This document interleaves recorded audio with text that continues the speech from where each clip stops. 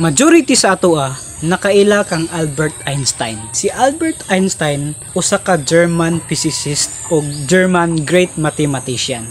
Si Albert Einstein natawo niadtong March 14, year 1879 ug namatay siya niadtong April 18, 1955 at the age of 76 years old. Ang hinungdan sa iyang kamatayon gitawag na siya nga sakit nga abdominal aortic aneurysm.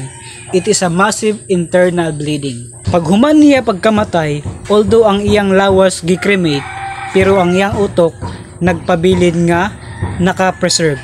Ang usa ka scientist nga nag-preserve sa iyang utok, usa ka pathologist nga ang pangalan mao si Dr. Thomas S. Harvey. Og didto dayon nila nadiskubrihan nga lahi ang utok ni Albert Einstein kaysa sa utok sa ordinary lamang nga mga tao. Sa iyang pagka-famous nga scientist ug pagka-VIP nga tao, imposible nga wala siya doktor nga naningkamot nga maprolong pa iyang kinabuhi sa dihang doon na siya sakit.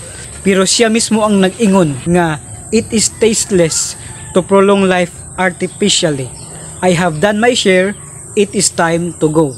Ug isa pa niya kasabihan, ningon siya nga I want to go when I want to go. So mao nang pag-abot sa time of death niya, didto na gid siya gibawian sa iyang kinabuhi. Kay sa imo manggod mabantayan kang Albert Einstein, kay sige siya manigarilyo.